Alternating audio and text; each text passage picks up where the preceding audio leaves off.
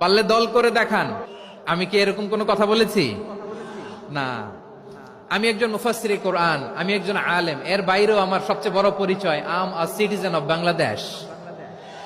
আমি বাংলাদেশের একজন সাধারণ নাগরিক। আমার দেশের যে কোনো সমস্যা, যে কোনো ইনকনসিস্টেন্সি, অসঙ্গতি নিয়ে মত প্রকাশের স্বাধীনতা আমার আছে না নাই? আপনারাই তো বাক স্বাধীনতার কথা বলেন, ফ্রিডম অফ স্পিচের কথা বলেন, বাক স্বাধীনতার কথা বলেন। আপনারাই যদি আবার কোন মন্তব্যের কারণে বলেন যে রাজনীতির মাঠে আসেন, দল করেন, দেখি কতটুকু পারেন, এটা ঠিক হবে না।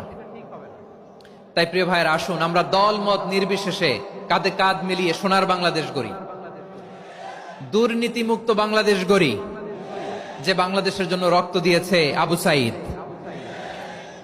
যে নতুন ভোরের বাংলাদেশের জন্য রক্ত দিয়েছে মুগ্ধরা, যে নতুন বাংলাদেশের জন্য রক্ত ঝরিয়েছে 24-এর যে গণ অভ্যুত্থানের প্রত্যেকটি শহীদের আওয়াজ করে বলেন ঠিক কিনা? আল্লাহ তাআলা আমার দেশকে তুমি নিরাপদ করো, শান্তিময় করো, আমরা যেন স্বাধীন সার্বভৌম বাংলাদেশে মাথা উঁচু করে বিশ্ব দরবারে দাঁড়াতে পারি। আল্লাহ তুমি তৌফিক দান করো।